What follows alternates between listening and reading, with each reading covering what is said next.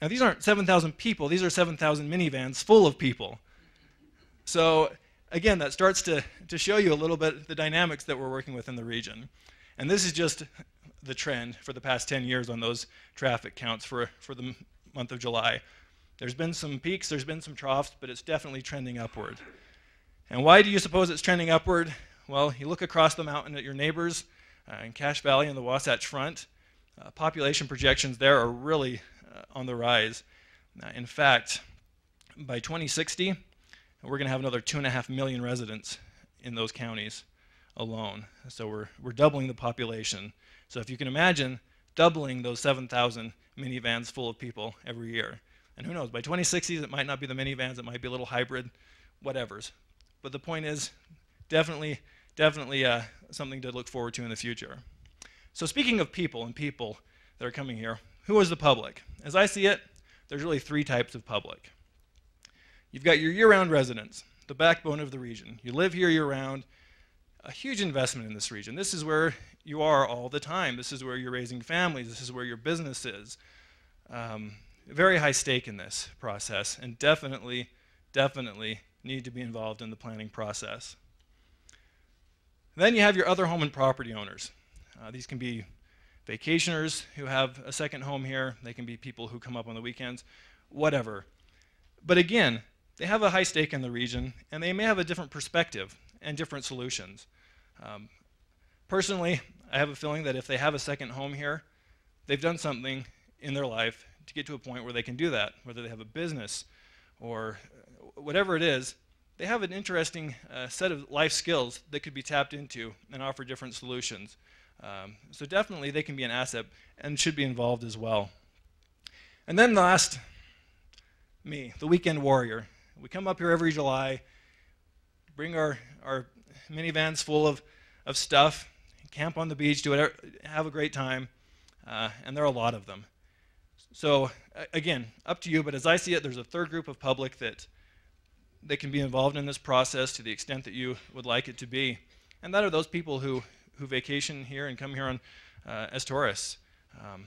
Again, not nearly the stake as those with property and who are living here on a much longer term basis. But you may find some interesting things out from them. And I thought it was interesting, the Wasatch Canyons plan that Envision Utah recently did, the amount of surveys that they did to residents across the Wasatch Front was absolutely stunning. I imagine you had some pretty interesting results as you looked across different jurisdictions and who's using the area. So it might be interesting to look at these folks and what are they doing while they're here? What do they think about the region? And then lastly, you have the different landowners, the agencies. The state of Utah owns a lot of land. You have the SITLA lands, which are the school trust lands. Those lands are there specifically to be put to the highest economic use.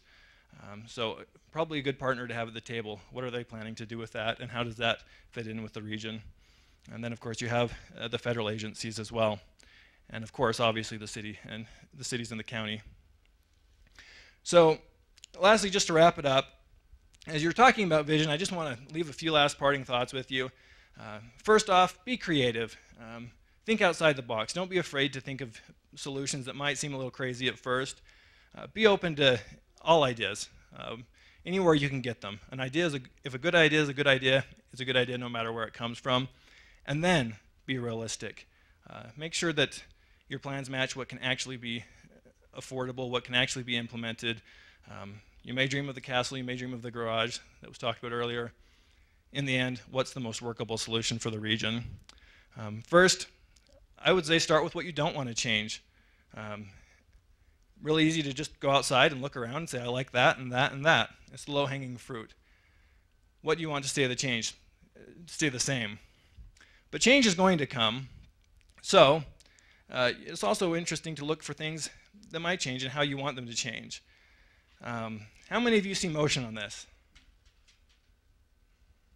Okay, nothing's moving. If you look at one of the black centers of the dot, one of the black dots in the center, you'll see that it stops moving. It's really just a matter of perspective. So when you're looking at this visioning process, you got to keep these perspectives in mind. You look at these two. What are you seeing? This is a very deep philosophical one for land use planning.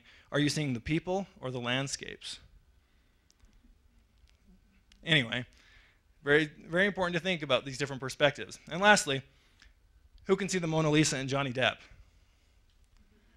The people in the back are probably going to have a much easier time, and of course, most of you are far enough away you can probably see it. But the further away you get, suddenly you start to see things you hadn't seen before. So think about that again with regional planning. A different perspective can really yield different results. So be open to that. Okay, and actually this is my absolute favorite. Who can see the monkey?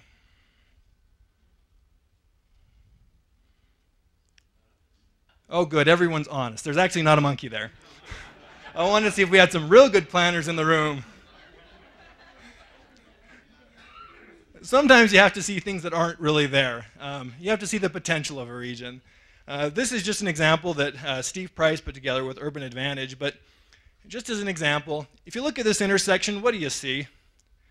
What if you decide you want to make this more walkable, more friendly to the pedestrian? What are you going to do? Well, he has his ideas. Changes some color, adds a few things, and all of a sudden, do you feel a little bit better about crossing a street there? Adds a little bit more to it. Suddenly, it seems like it's a much more friendly, walkable place to be. Personally, I miss the Burger King. But again, it just shows you that you can think a little bit, and as you look at something and realize what can be, you can change things. As a rural example, how can you make this one more walkable? Again, it doesn't have to be adding a whole new building. What about adding just a median? Some trees, kind of adds a little bit of character. Welcome to this town. If you want to make it nice and friendly for bikers, paint a white strip, let people know there's a right-of-way. Suddenly, you can do things with just a little bit of effort and thinking about this and having some vision that can happen. Now, that's not to say you need to go out and plant trees in the middle of your roads. For Bear Lake, it might be something completely different. To make this more walkable, maybe you just want to leave a beach. Maybe you want to add a path. Maybe you want to add a lot more than just a path. Have some interpretive signs that tie the region together, lights. Like I say, be open. Try and see things as they are, but also try and see things for their potential. And then, as I said, you have to evaluate, make sure that it's realistic. In doing this, last part I'm going to say from state statute, the state has to help. Any agency of the state, if we have data in the planning process, we have to make sure it's available to the public. Most of it's on websites. I know in GOPB we have several planning resources. I was up here a while ago presenting some of those. Of course, we have our economic and demographic section where I got a lot of the data that I showed you earlier. But really, when it comes down to it, take an objective look and just ask yourself, what do you want for your future? This really is your process, and it's going to be the future that judges how well it is, but it really is up to you. It's your region, your planning process, and your future. And with that, thanks again so much for having me.